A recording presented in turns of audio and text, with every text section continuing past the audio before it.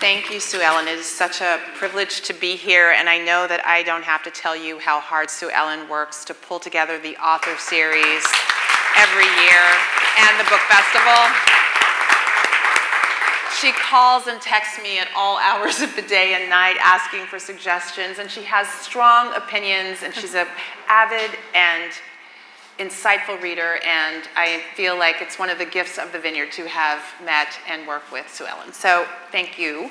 But let's get started, Donnie Walton. So yes, Donnie and I came through the regular submission process. I got the stack from an agent, the novel from an agent, and I literally read it through the night, couldn't put it down, and I found that so many things in the book resonated, and I felt we had so much in common. I had to meet you, and we did find out on our first editing session that we were both born on June 23rd. Yes, same birthday. And don't you also go by Dawnie as a nickname? My mother and my 4 best friends call me Dawnie, so it's so fun to be here with you. But let's start with the book and let's give them the kind of elevator pitch. What is the final revival of Opal and Nev about? Sure. So, well, first of all, thanks everyone for being here. This is a magical place, and it's a very special night for me because Dawn and I, who worked together through this whole process, this is the first time we've been able to have a conversation like this. Yes, so in real life. It's very special.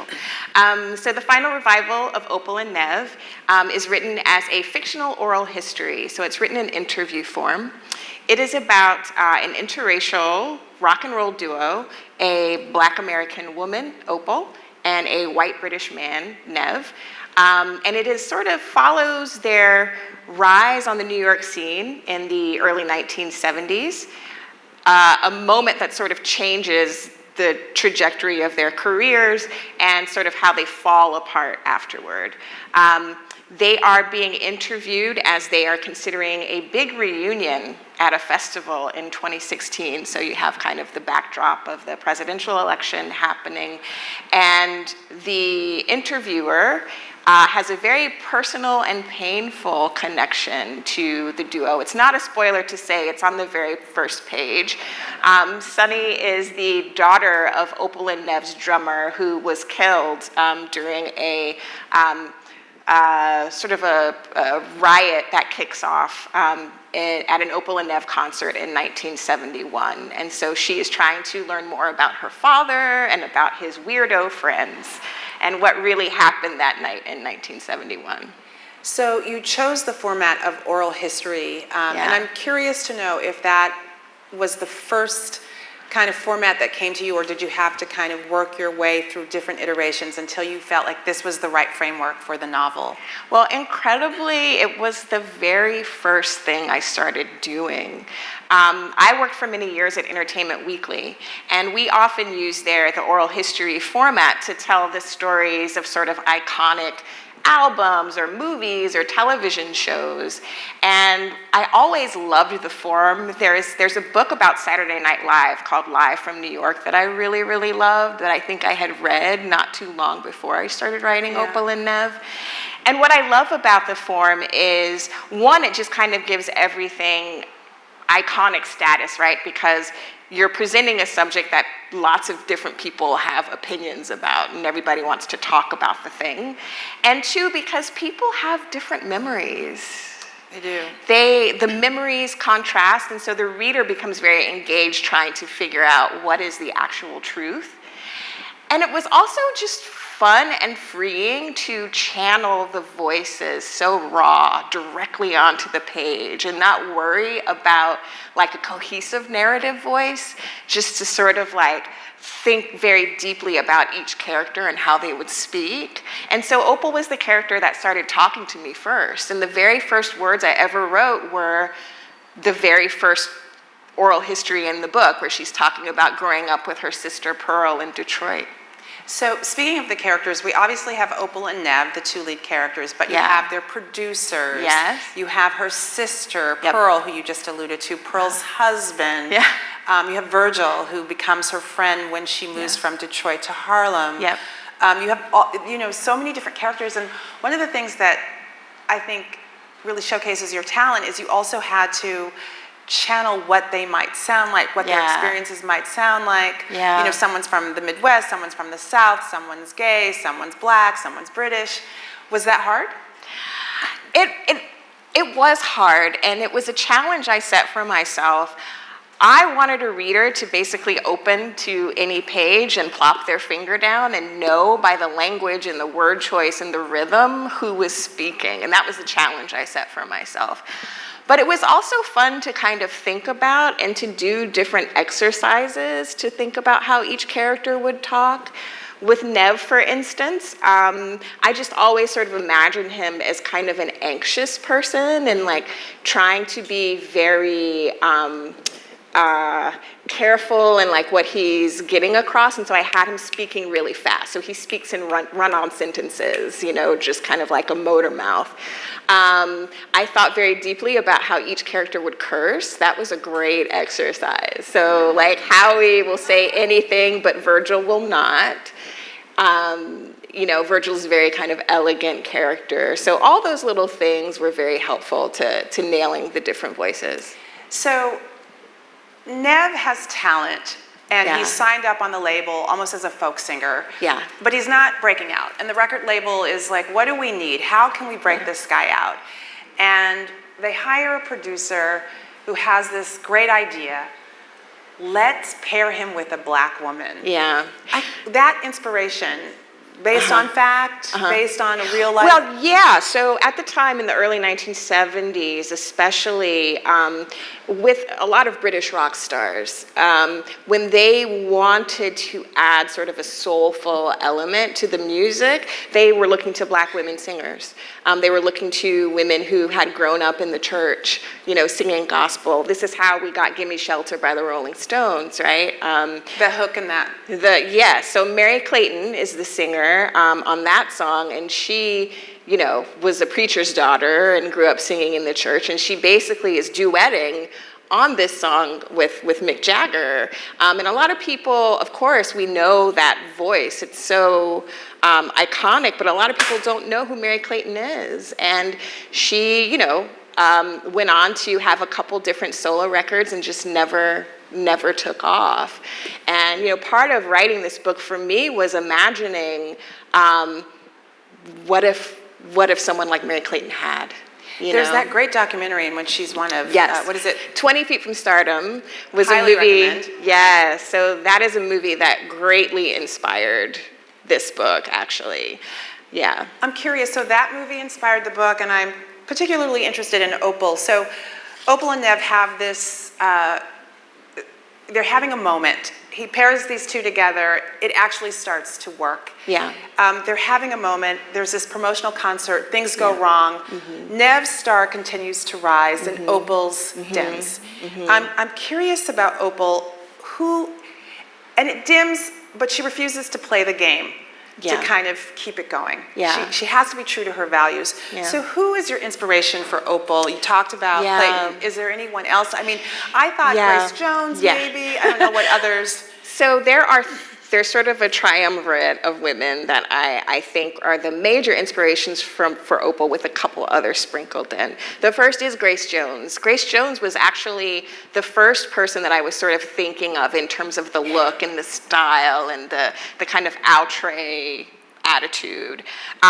Because we should say Opal is not at all conventional. She is not a Diana Ross-like figure. She doesn't have the glowing locks. No, she's sort of androgynous and very, very dark skinned like Grace Jones, and sort of unusually famous for someone in our very color-struck society, right? Right. So Grace Jones definitely won. Nona Hendrix of LaBelle, who I just love. Actually, after I finished writing the book, I saw her in concert in Brooklyn, and it was such a special moment because there were all these fans, these black folks who were just like older, and you could tell like they were Opal fans, you know, like Right. back in the day. But Nona Hendryx was sort of the one in the group who was pushing the rock and roll direction, Right. and also writing politically tinged music. So one of my favorite LaBelle songs is called Who's Watching the Watcher, and that's a Nona Hendryx special. Oh, nice. And also LaBelle had the wild outfits, you know, Right. like silver spacesuit looking things and feathers all over the place. And they had a very diverse fanship that reminds me of the cult of Opal and Nev's fans, who are called the Mercurials. So, Right, yeah, right. that's the second. And then the third is an artist that we just lost in the past year, Betty Davis, who was a funk star on the New York scene and had a very bold and electric stage show. And for one brief year was married to Miles Davis and was sort of given the credit for electrifying his sound. Oh, sure. You know, so she kind of had this muse reputation, but was also just a wonderful artist in her own right, and was very uncompromising. Like when the business stopped working for her, she left and went back to her hometown of Pittsburgh. And then there's dashes of Nina Simone, you know, in terms of the politics and the believing that celebrity gives you a responsibility and a platform, which is very much a part of the Opal character. And Eartha Kitt. Love Eartha Kitt. There's scenes of Opal doing interviews with Sonny in the garden, and there's this kind of iconic interview with Eartha Kitt in her garden. Yes. And so all of that is riffing. Yeah. I love that in the book you actually have them on TV shows. Yeah. You have excerpts from newspapers that would kind of riff on what was happening. So you've named, Nona, you've named artists from the past. Yeah. Anyone carrying that torch today?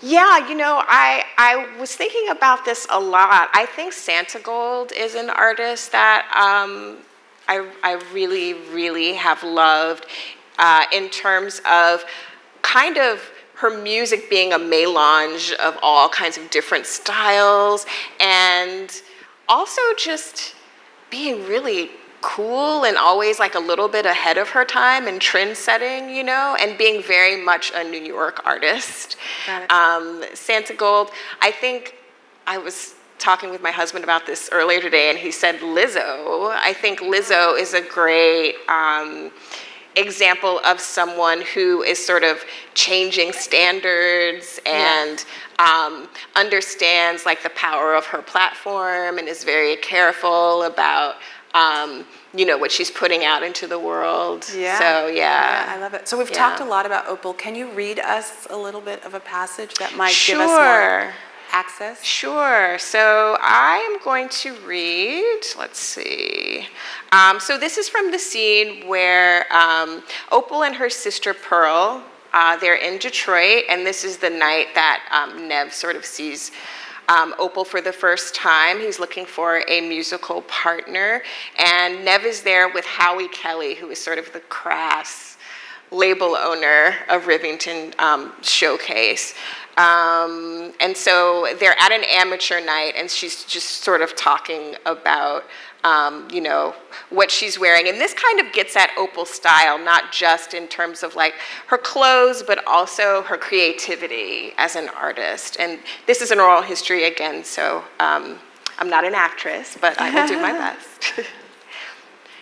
Opal Jewel. That night, Pearl and I were wearing crushed velvet, gold crushed velvet, or maybe velour. Honey, I don't know, whichever one of those is the cheaper fabric. I'd made Pearl a jumpsuit out of it with the top that I tried to keep fitted so the people could see that she had something. And out of the same material, I'd cut myself a halter and shorts, and I took a brass chain from an old pocket watch I found at the Goodwill, and I shined it up nice and wrapped it around my skinny little waist like a belt, trying to create some kind of effect. Now, To Sir with Love was mid-tempo, but me being me, I'd still find a way to shake it, so that right on beat, that chain would jingle like mad, as Nev would say. Howie Kelly. She had this deep ebony skin, so any colors looked dramatic on her. I'll give her that. And it was like music every time she moved. You just wanted to stick a tambourine in her hand and watch her go.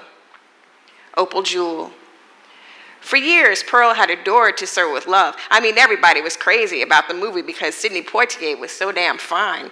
And the sentiment of it was very sweet and chaste. But don't let the sweetness fool you. That's a belter song, a big chance to show out, and Pearl used to beat it dead. You remember, though, that on the original track, Lulu doesn't have any backing vocals, so I had to make up my own part, get in where I fit in. And when I listened to that record, I realized that a big part of it, what gave it emotion and light and air, was the strings. At the Gemini, this is the club, there was obviously nobody with a damn violin in the house band. I figured, well then, that's my part. I'm the strings. Pearl would go loud and broad, just like Lulu, and I'd fill in high above her, floating real soft and pretty, like painting those letters in the sky. I love that.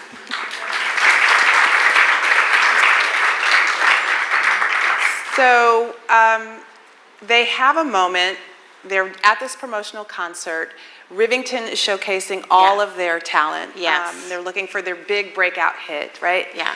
And a rival band kind of brandishes the Confederate flag. Yeah. And as I like to say, all hell breaks loose. Yes. So I know that you were working on this book for a while, and Yeah. we're now talking about the Confederate flag with some frequency and regularity, but while you were starting this book and in the early stages, it wasn't as common to discuss the Confederate flag and what that means for some communities. So talk to me about how, and it's very dramatic in the book, it's very powerful. Talk to me about how you came to that moment. Well, it's always been a particular fascination of mine because I'm from Jacksonville, Florida, which is the home of Lynyrd Skynyrd, which is the band that I pretty much based the Bond Brothers, the rival band in the book, on. A Southern rock band. This is the Sweet Home Alabama band that very much used Confederate iconography in their merchandise, on their album covers, all of that. And I always felt, as someone from Jacksonville, whenever I was a teenager and went to a rock show, people would kind of jokingly scream out to the stage, "Free Bird," which is another song or whatever. So Lynyrd Skynyrd is very deeply a part of Jacksonville, and it felt conflicting to love rock music so much as a black woman, young black woman who was very triggered by that. Right? And so I've always been kind of fascinated by that. And thinking about the era I was writing about, the early 1970s, I just thought there's so much interesting music happening at that time on the charts. You have Southern rock, you have Laurel Canyon scene kind of developing out in California. This is in the years right before punk kind of broke big. And I just wanted to create a fictional concert where all these different styles that are on this label, because the label is just throwing spaghetti against the wall and trying to see what sticks, right? Right. Let's see all these styles and all these fan bases coming together in this one venue and see what happens. And Opal being Opal, I write in the book her childhood, and her mother is, part of the Great Migration. So their family is from Birmingham, Alabama. Opal grows up in Detroit, but she goes to spend summers down south. And so the Confederate flag is something that also very much triggers her. And so this is kind of like the flashpoint moment. Very much so. And in the aftermath of this catastrophic concert. No, we don't want to give too much away, but again, Opal's light begins to dim. She has to revert to B movies to pay the rent. And meanwhile, Nev I kind of think of as this, almost like this Paul McCarthy figure. I mean, I don't know if that's quite right, but he's affable and he's lovely, and he's a good musician, and he's not compromised at all. Yeah. But Opal pays the price. For staying true to her ground. And so I want to talk about the development of Opal as a character, it's dim for her for a while. Yeah, and so shortly after the showcase, they do have sort of a brief moment of fame, and Opal begins to become sort of a notorious figure when people want quotes on different things, like they go to her, and it ends up like kind of creating a box around her, which is something that she sort of really has trouble with. The label is kind of trying to capitalize on this moment, and it doesn't, it works for a while until it doesn't, until it becomes uncomfortable for Opal. And so Opal is the kind of character, she really feels strongly that she needs to be authentic at all times. And I think that's when the game of it becomes difficult for her. And so, but however, like she still has to pay her bills, and I mean, she still has responsibilities. And so for her, it's always a question of, this is the box that's been put around me. What am I going to do with it? That's always like the question. I saw this really in some ways, like we've been talking a lot about music, and it is a lot about music, and it's something you love, but it's also really a book about an artist, an artist who won't compromise and the price that has to be paid.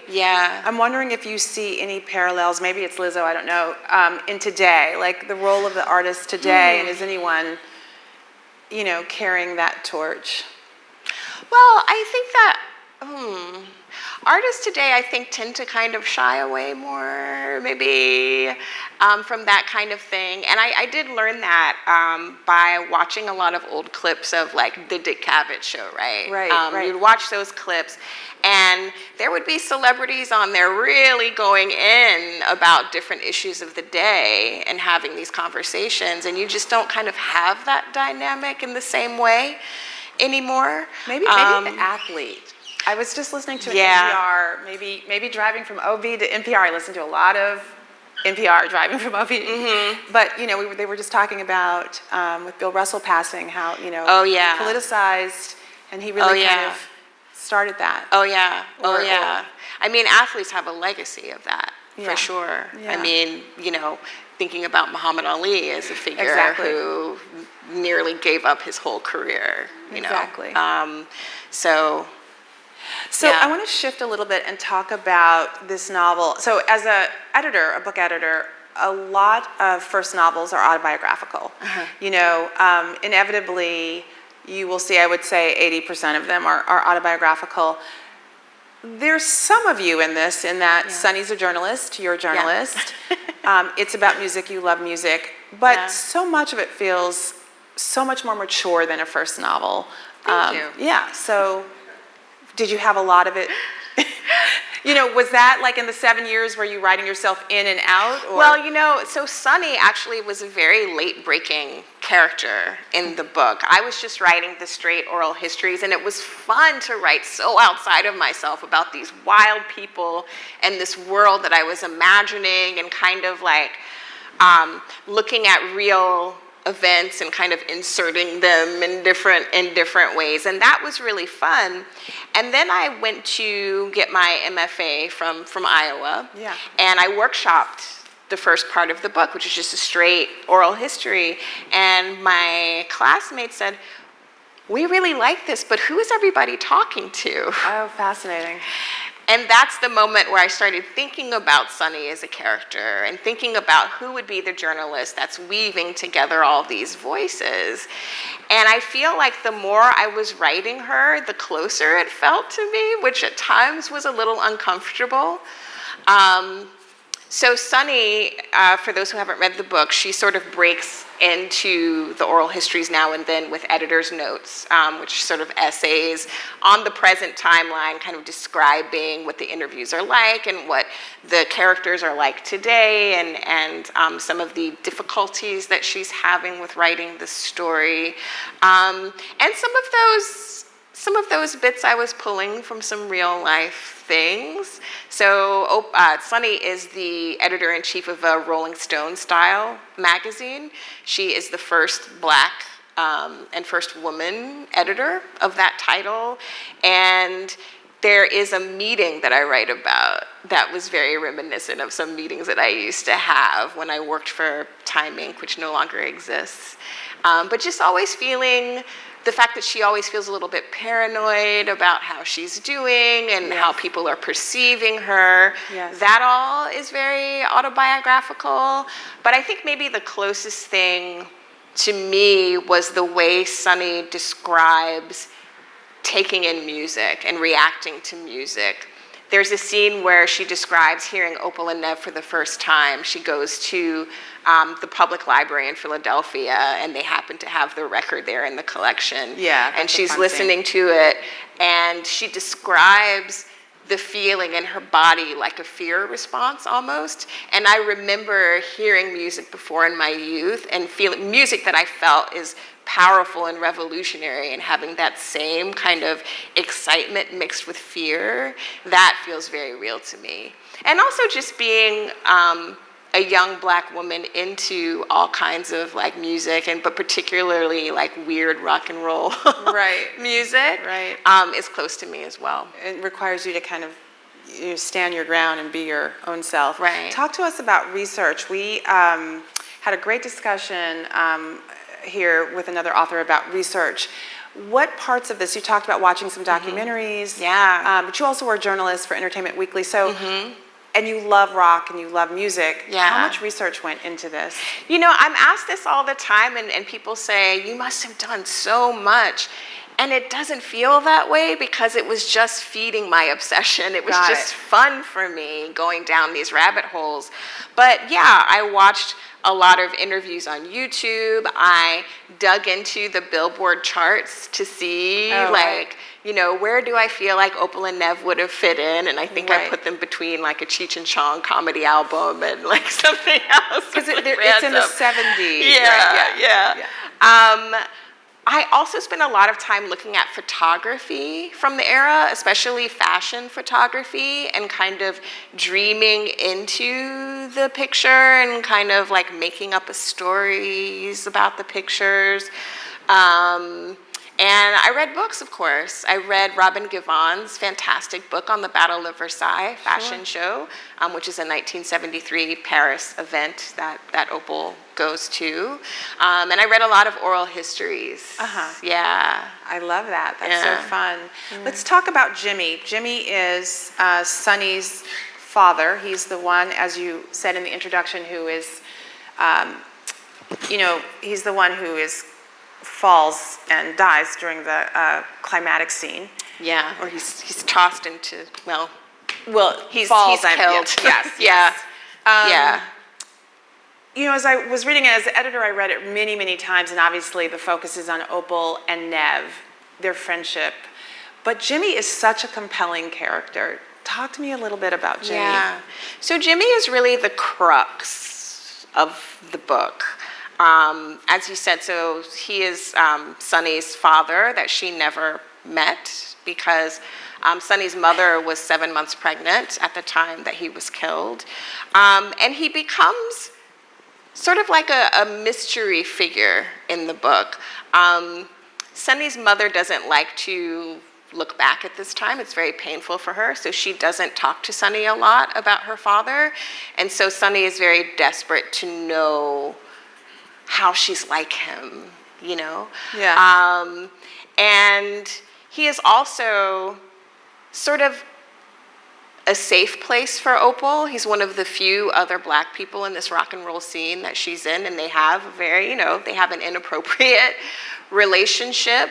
But, when he's killed, it is very devastating for her, and it sort of changes the trajectory of her life. Until that point, Opal had been sort of doing this as a lark, like it was fun, but it was just, music was just one of many different things that she was interested in.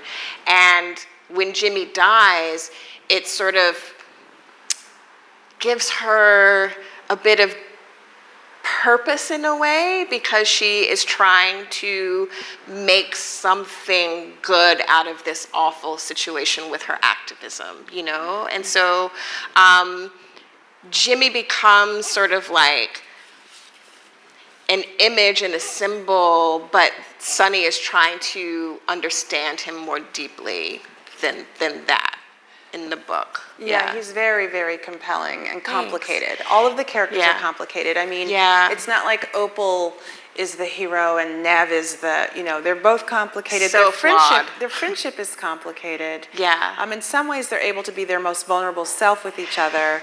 But I think that Opal is dealing with so much more.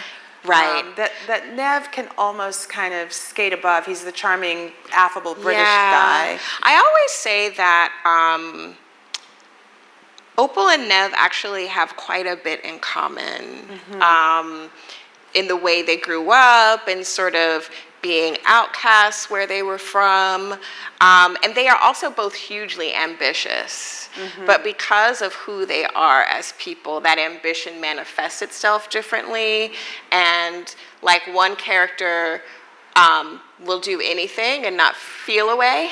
And the other one has a limit to that ambition. And so that becomes kind of like the breaking point. And and speaking of research, you have Nev is from the UK. Yes. Opal's from Detroit. Yes. She moves to Harlem. Yep. And then there's a part where she has to get away from it all and she goes to Paris. Yes. So that's a lot of, you also have to kind of feel like each place is authentic as the reader. So have you lived in all of those places? Like, where did that come from? I have actually never been to Detroit. Okay, good. Well, it is the writer's job to use the imagination. Yeah, but I've always been, I've been really meaning to go, but pandemic happened and like all these things. It has always fascinated me as sort of a place of Black resistance and empowerment. You have, the 12th Street riot, which I write about in the book. You have Motown,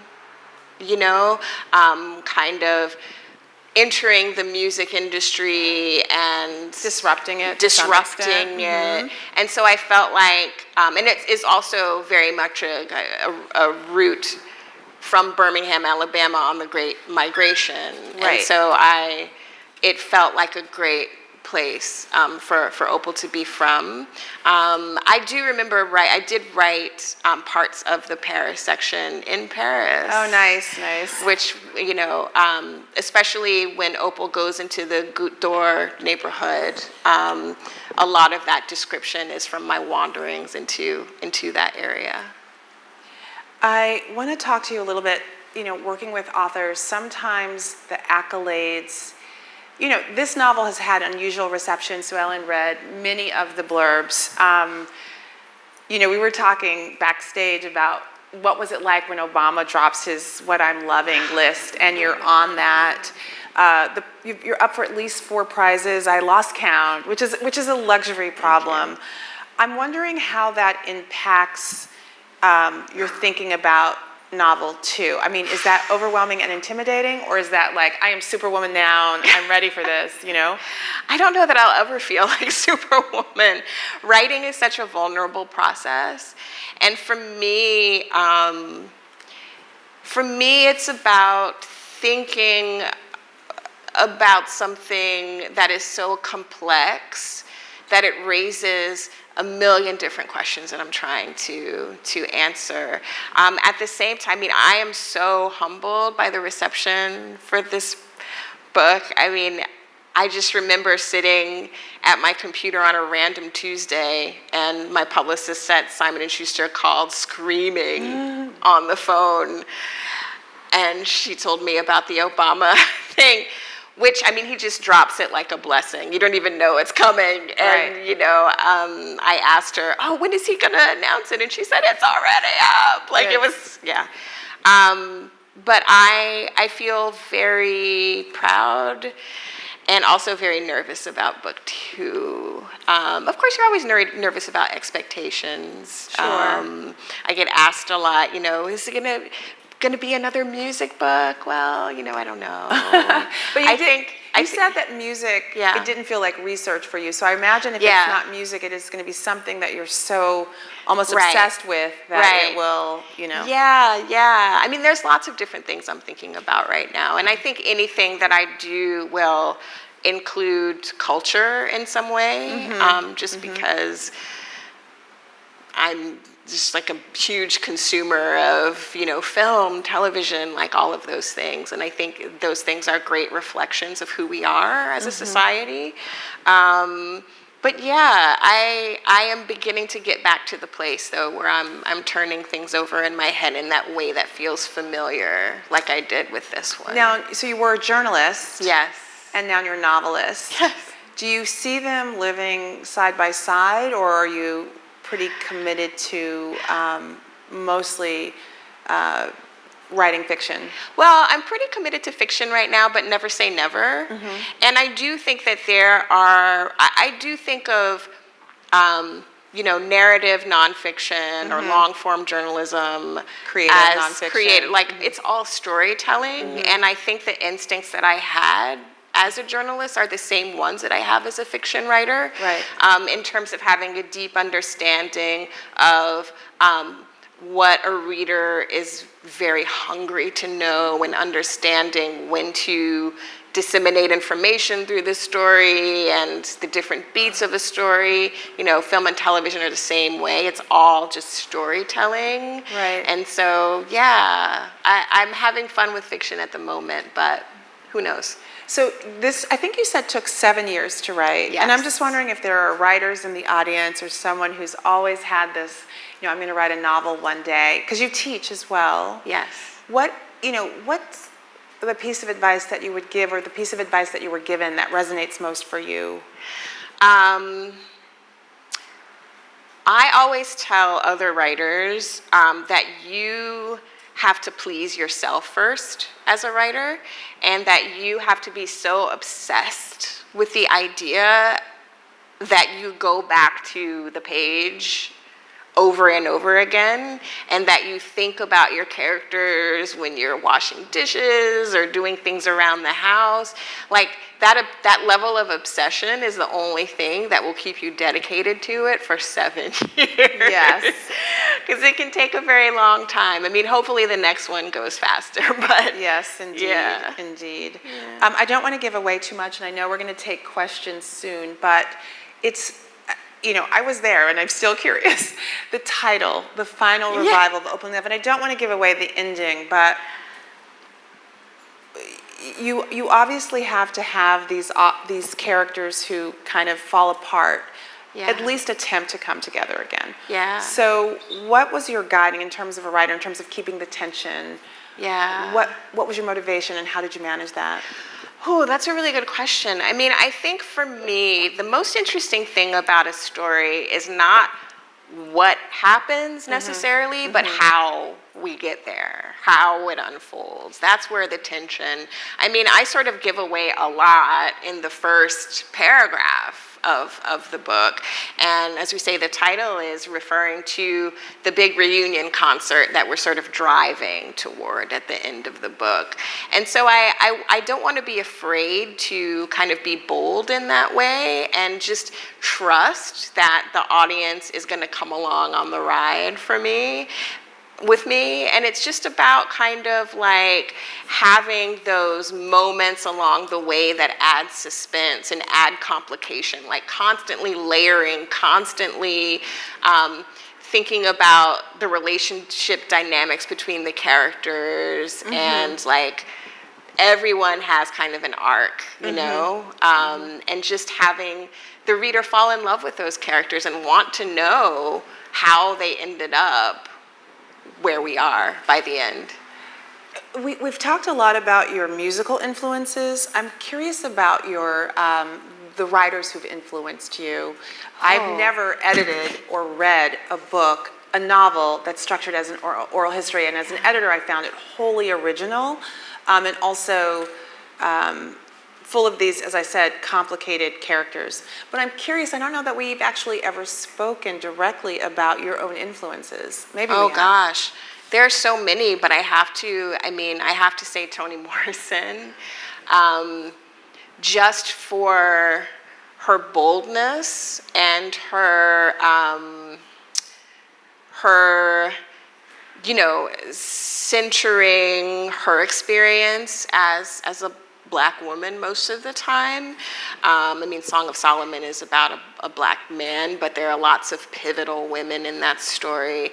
I also find myself, when I need a little inspiration, going to YouTube and watching interviews with Toni Morrison. Oh, interesting. Who has a lot. I feel like she's constantly teaching me about how to write, one, but also how to be a writer in the world, and to build community with other writers, that kind of thing. But I also love Danielle Evans is a writer that I love, who writes short fiction. Edwidge Danticat.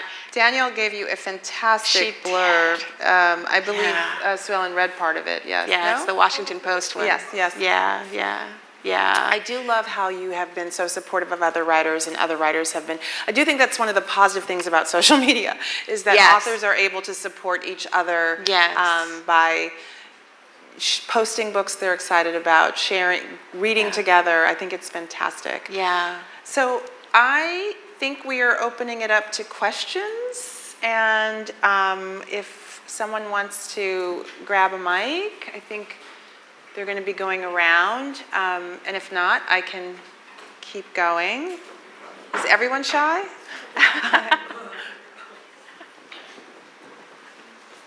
Ms. Walton, Hi. my son, who is a middle-aged white male, said, "You got to go listen to this. It's the best book I've read in years." Oh, wow. Which leads me to ask, when you write, do you think of the audience that you're writing for, or do you write what you want to write and see who's going to pick it up? I will say I wrote this one for myself. This one was completely, if I were a reader out in the world, this book is what I would want to read. And that feels very selfish in a way, but again, it speaks to that kind of diving into my own obsession and the kind of like hoping and having faith that there are readers that it will resonate with along the way. Oh, thank you so much. I hope you enjoy. Thanks. I love when the recommendations go the other way. I'm still on the with a sophomore in high school. I'm still like, you should read this. You should read this. Can't wait till they tell me what to read. Yeah, I think the book, there was a surprising reaction to the book. Of course, when we finished this, we had no idea a pandemic was coming, right? And so this book was released in March of 2021. And one of the best things that I've heard about it was at a time when we could not experience live music together, when we couldn't have that communal experience, that the book gave people that feeling and that reminder, which was a really beautiful thing to hear. I was just going to ask, what was a surprising reaction to the book? Yeah. That's fantastic. Yeah. That's so interesting. Yeah. Any other questions out there? Anybody? We have one.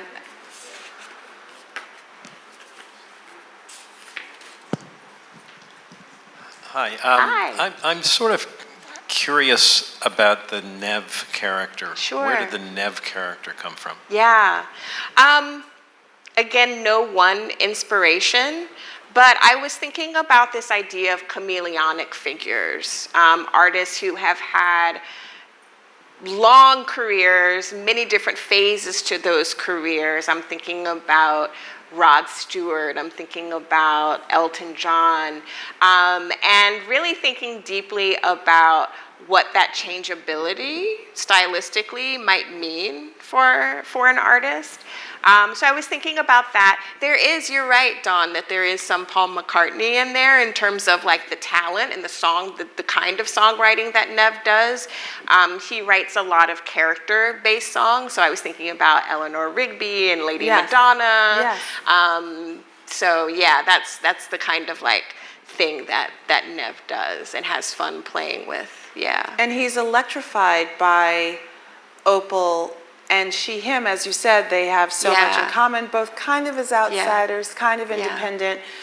but it's a friendship, and it evolves. I love their time in the village together. I live in the village when I'm not here, and I thought that was particularly effective. Yeah, they had lots of fun, and New York was new to both of them when they're 22 years old, know, and kind of suffering for their art. They're both broke and finding ways to be creative, and they also sort of enjoy freaking people out a little bit, you know what I mean? Like they enjoy the reactions that they get from people. Can you close us out by reading a little bit? Oh, let me see. Oh, did I surprise you with that? Yes, but that's okay. Let's see. Maybe I'll read a bit from when Opal first arrives in New York. So this first part is Sunny sort of giving context, and then Opal talking about her coming to New York City for the first time. Opal Robinson arrived in New York City via bus in July 1970, the same month and year Funkadelic dropped that fierce edict to free your mind and your ass will follow. She lugged to the taxi stand at Port Authority 2 duffel bags, one of them bursting with brand new fabrics, sewing supplies, and paperbacks, the other stuffed with an assortment of shoes for every season and cheap synthetic wigs. As for the fluffy afro wig that would not fit into her luggage, she wore that during her travels. In her jeans pocket was a slip of paper with the address for her new home in Harlem.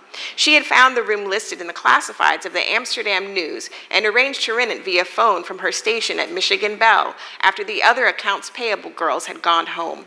She gave the address to the hack, and from the back seat of his cab, Opal absorbed her new environs. In this city of nearly 8 million people, she was completely anonymous. No one she knew, neither relative nor acquaintance, could say her exact whereabouts. Opal Jewel. I'm an old chick now, and I like my quiet. But when I first came to New York, I was 21 years old. I could feel the energy of that place jolt through my body as soon as I stepped off the bus. At first, you just noticed the nastiness. Everything was so extra hot, extra funky, extra loud. But sitting in the back of that yellow cab, I was like an astronaut in a shell traveling through space, pressed up against the window and taking in the stars. There were businessmen in brown and blue suits looking clean and sharp, Teflon dons on those dirty-ass streets. I saw swarms of moving people who knew rules I didn't yet know, and in the swarm you could pick out gray-haired society ladies and Hispanic workmen and Hasids in their outfits, the curls and hats and coats, even in that summer heat. And then we drove alongside Central Park, and I saw a fully grown sister on roller skates, in a plaid sundress and cornrows, hollering at folks to get out the way and rumbling down the sidewalk like it was the most natural thing in the world. And I thought, oh my God, my people. Thank you.